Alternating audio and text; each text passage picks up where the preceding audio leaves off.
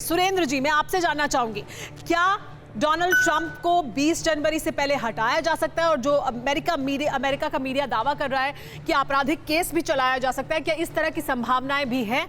आपको लगता है कि ऐसा हो सकता है? देखिए, ट्रंप में जरा भी शर्म बाकी है तो बाकी दिनों में वो कोई भी बखेड़ा नहीं करना चाहिए। आप देखिए, पहले रात में उनका ट्विटर अकाउंट, व्हाट्सएप, फेसबुक के सारे अकाउंट बंद हो गए। वहां का उनके वाइस प्रेसिडेंट को 3 दिन पहले इन्होंने कहा था, उनके जो बहुत बड़े क्लोज फ्रेंड भी हैं, कि आप इस इलेक्शन रिजल्ट को ओवरटर्न कर दीजिए। And he told I have no power. उन्होंने उपराष्ट्रपति पेंस ने कहा, मुझे इस तरह कोई पावर अधिकार में नहीं कर सकता। उनके जितने भी साथी थे एक एक करके सब छोड़ते चले आ रहे, कोई उनके साथ में नहीं है। अपने राज्यकाल में 4 साल में 45 लोगों को उन्होंने डिसमिस किया है। इस तरह के इंसान का बाकी दिनों तक बना रहना ठीक नहीं है। पर मैं ये मान के चलता हूँ कि शायद उनको हटाने की कोशिश नहीं की जाएगी। बाइडेन इस तरह के इंसान नहीं है। जब उनको प्रोजेक्ट किया गया था कि इलेक्टेड प्रेसिडेंट इलेक्ट, उसमें जो भाषण उन्होंने दिया था वो बहुत ही कॉन्सिलेटरी था, बहुत ही यूनिफाइंग था। सब लोगों को साथ उन्होंने कहा था, we should look at each other, we should share each other, we are not enemy. मैं समझता हूँ बाइडेन इस तरह के इस मौके पर, इस हालात में नहीं चाहेंगे कि देश और डिवाइड हो। बिल्कुल, वो चाहेंगे कि जैसे ट्रंप ने अब कंसीड कर लिया, ग्रिजिंगली कहिए, जो कुछ कहिए, तभी मतलब वो आपको लगता है कि नहीं चाहेंगे कि और ज्यादा विवाद बढ़े? मैं समझता हूं उनको हटाने की कोशिश नहीं की जाएगी और ट्रंप जो है फाइनली शायद जो है come to senses and accept the reality which is facing him. लेकिन क्या डोनाल्ड ट्रंप समझे हैं वो आक्रोश जो इस वक्त हमें दिखाई दे रहा है? जसदीप जी, हम अमेरिकन मीडिया को सुन रहे हैं और आप लगातार अमेरिकन मीडिया को कह रहे हैं कि मीडिया का एक बड़ा हिस्सा डोनाल्ड ट्रंप के खिलाफ रहा है, लेकिन जो अमेरिका में आज गुस्सा दिखाई दे रहा है, जो कुछ हुआ है कैपिटल हिल पर, उसको लेकर, उसे आप जायज मानते हैं या नहीं? वो गुस्सा जायज है क्या नहीं? और डोनाल्ड ट्रंप ने अपनी प्रेसिडेंसी को क्या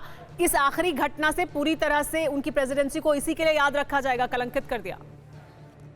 देखिए, इससे कलंकित नहीं हुआ है, ये अमेरिकन पॉलिटिक्स है और आप इसे समझने की कोशिश करिए कि गुस्सा दोनों साइड है। ये अमेरिका पूरी तरह डिवाइडेड है। मैं 35 साल से यहाँ रह रहा हूँ और मैंने अमेरिका कभी भी इतना डिवाइडेड नहीं देखा है। और ये जो कल जो हुआ है, मैं मानता हूँ कि इसमें कई गलतियां हुई हैं, पर इसका आप सीधा ब्लेम डोनाल्ड ट्रंप को नहीं दे सकते। और ये कल एक मैसेज था, वेकअप कॉल था दोनों रिपब्लिकन पार्टी के लिए और डेमोक्रेट पार्टी के लिए कि अमेरिका बहुत डिवाइडेड है, हमें इसे जरूर यूनाइट करना है। और इसमें कोई शक नहीं है कि 20 जनवरी को जो बाइडेन ने अपनी शपथ लेनी और वो अमेरिका के नए राष्ट्रपति होंगे। और ये जो कल हुआ है, ये एक मैसेज दिया गया है कि नहीं, लेकिन जसदीप जी, आप ये लगातार कह रहे हैं कि डिवाइडेड है अमेरिका इस वक्त सोसाइटी डिवाइडेड दिखाई दे रही है, लेकिन उसके लिए डोनाल्ड ट्रंप की प्रेसिडेंसी किस हद तक जिम्मेदार है? इसके बारे में भी क्या बात नहीं होनी चाहिए? ये हो सकता है कि बहुत से ऐतिहासिक परिप्रेक्ष्य हो, लेकिन डोनाल्ड ट्रंप भी किसी हद तक क्या डिवाइडिंग फिगर रहे अमेरिका के लिए?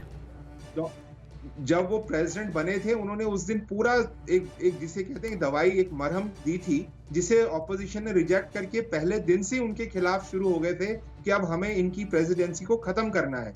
वहां से कंट्री डिवाइड हुआ।